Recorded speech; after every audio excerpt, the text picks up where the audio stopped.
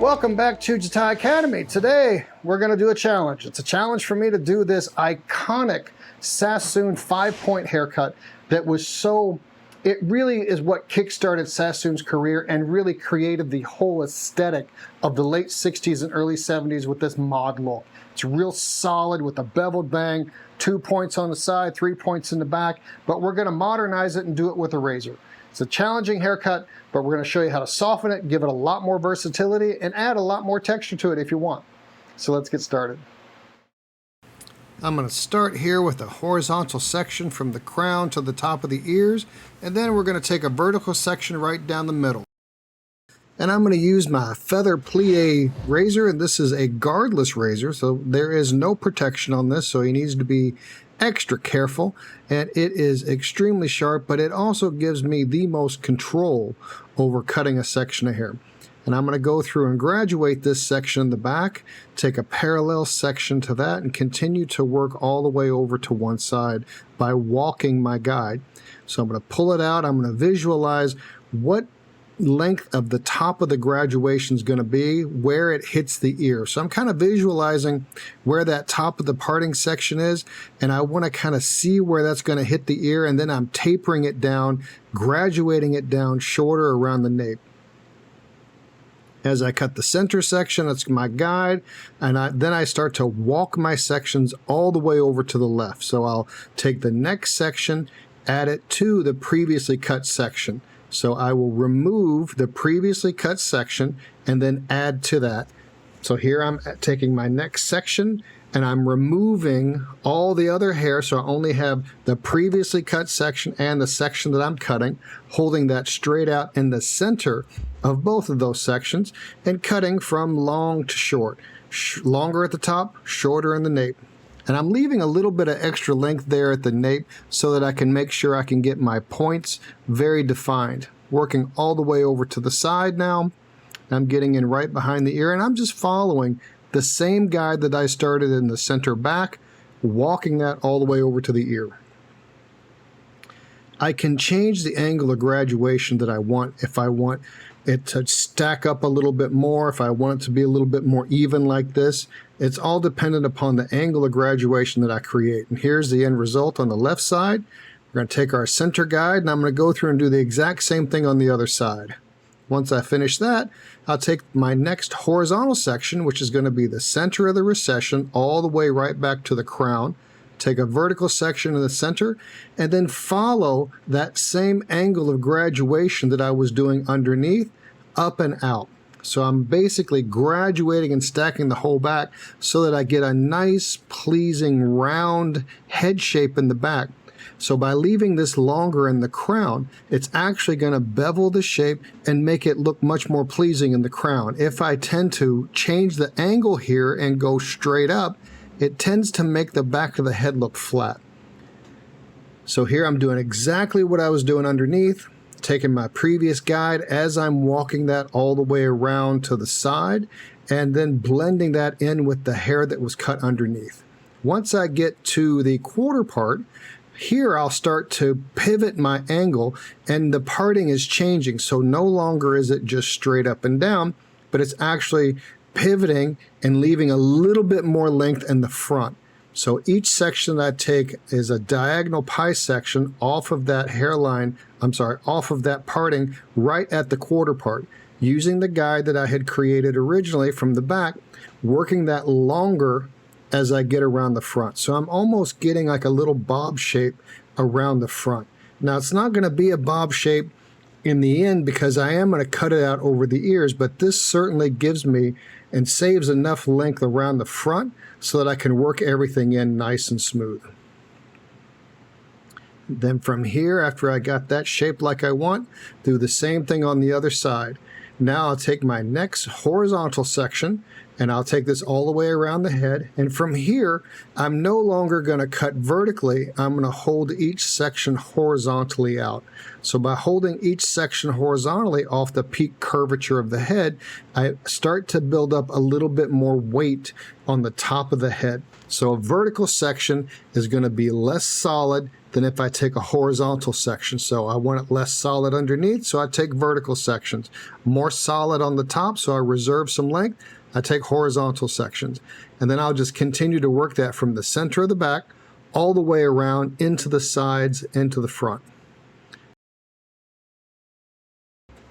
Now this blade is very, very sharp, as all the feather blades are, but since this doesn't have a guard, I have to be a little extra mindful so that I don't end up cutting myself. But the benefit of this is that since it doesn't have a guard, it's very easy to get the exact cut line that I want. And that's the beauty of the plier razor, is that it gives you the most control and the cleanest cut of any of the razors that I have. Now I'm going to continue to work this section all the way up into the center of the head. So I'm just going to keep following the same type of methodology that I was working before. That got a little bit long, so we're going to take a little bit more off. And I'll continue to work this until I end up with all the hair on the top being cut into the side lengths. Give us a thumbs up, click subscribe, and the notification bell to be notified of future Jatai Academy content. Now, detailing this a little bit to make sure I get the line as clean as I want, I can just pinch a little piece of hair off and then lay the razor right on top of it. And that pinching gives me the tension and allows me to get a nice clean cut. So I'll work this all the way up into the center of the head. The same thing I was doing before. That curvature of the head shows me where the parietal ridge is. That's the elevation that I'm holding it up at, so I get a nice stack of graduation, and just following the previously cut guide. Now this haircut is going to require a tremendous amount of detailing, especially as I'm getting that beveling around the front, but I'll show you how to do that. So you can see certain stages of this haircut where you think, okay, well that looks pretty good just like that. So you can stop there. You don't have to go through and bevel this.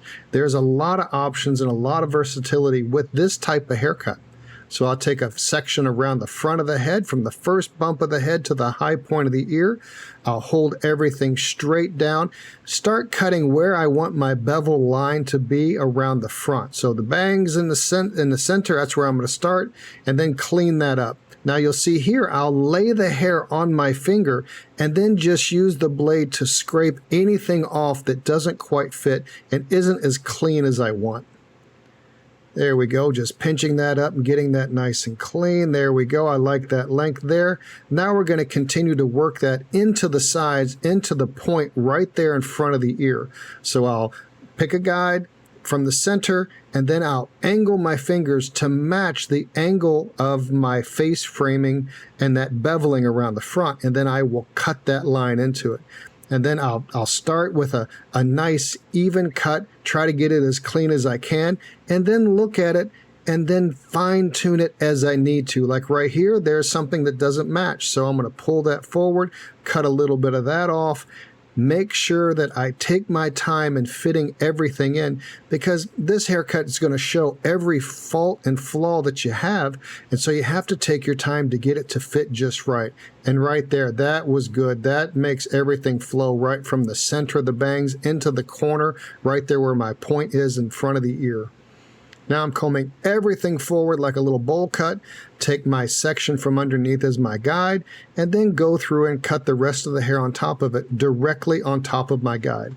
I try to keep the razor stroke exactly the same throughout each section so that I can maintain the same amount of weight and the same amount of texture. I don't want to start with a real loose razor stroke underneath and then go with a real tight one on top. I want to keep everything even. And then if I need to go back in and take some weight out, then I can go through and purposely take weight out. I want to be very, very methodical. Even though I'm using a razor, which is a softer, more freer type of cut, I still want to respect the methodology that I'm going through and cutting. And here, I'll keep combing. Comb and look and see where it doesn't fit, see where I need to clean it up. It needs to be cleaned up right there. So the same thing, pull forward, see where it's not blending, and then fine tune. Now right here, I'm going to take my quarter part, and right on top of the ear, I'm going to pull out a piece of hair, pinch that, and cut that real short right there. Not on top of the ear, shorter than the ear, but laying right on the top of it. Then I'll take a section at a diagonal going from the ear down into the nape. And here I'm going to switch it up. And since I was using my Feather Plier Razor, now I'm going to switch it up and use my Feather Styling Razor in the limited edition wood grain. So this way I can really get in there and fine tune more without fear of having to cut myself, because sometimes I need to fine tune more than I need the cleanliness and the control of what the plie provides me. So this way I can go through and get a really nice clean shape, and I can continue to fine tune without fear of cutting myself. And now I'll just start pinching over the ear and making sure everything blends like I want, and then pinching around the front, making sure that that all blends, and I just keep fine tuning it as I need to. This is a shape that it just requires a lot of refinement to make sure it really falls in like you want it to. Now here I'm going to exaggerate my points in the back. These are the three major points in the back, so I'm going to make sure that we can really arc that hairline out to get my kind of Batman kind of tail, and then the wings on the side. I felt like the front was probably a little too thick and a little too solid. And since I wanted a modern version of this, I'm going to go through and razor a little bit, flat razor it to take some of that weight out. This is going to give me a nice lightness and softness and airiness to it, so that when I blow it dry, I'll have a lot more versatility to it. And here, there's something right there at the corner of the eye that I just don't like, and I'm going to keep cleaning it up until I get it perfect. Follow us on your favorite social media at Jatai Feather. Once I get all my detailing finished like I want, I'm going to go through and start blowing dry, and then I'm going to use my Dubois styling brush to dry everything very neutral, back and forth until I can get everything nice and smooth and neutral and as much fullness as I want, so where I can whip the hair back and forth. After that, I'm going to put a little bit of texture paste on it just to enable me to get a little bit of separation and to make the shape really pop. And I think this looks pretty good. All right, here is our end result of our modern day 5-point. We got the key points here. We got 3 in the back. We got 1 on one side, a nice little bevel to a point on the other side. And I think that the razor really adds a nice texture to this and makes it look really modern and fresh. You know, this is a very challenging haircut for a lot of people to do, especially me. But even to take it a step further and do it with a razor, I really think modernizes this really hardcore 70s Sassoon, 60s Sassoon kind of look. So something to add to your repertoire, something to practice. Please check out the Jatai Academy. There's all kinds of fantastic information on there that will make you a better hairstylist and barber. And also let us know what you'd like to see in the future. We'll see you next time. Thanks for watching.